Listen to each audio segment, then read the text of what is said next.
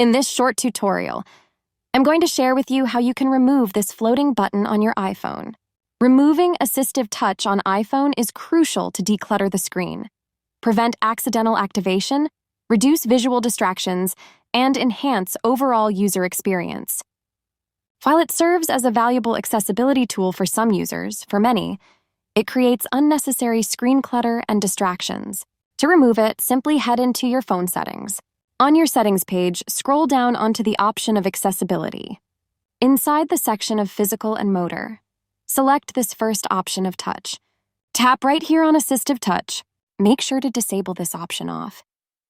When turned off, your AssistiveTouch will automatically disappear from your screen. By removing AssistiveTouch, users can enjoy a cleaner interface, avoid accidental taps, and potentially improve device performance. That's how easy it is to remove AssistiveTouch on your iPhone. If you have any questions, just let me know in the comments section down below. Please don't forget to leave a like, share, and subscribe for more video tutorials like this one.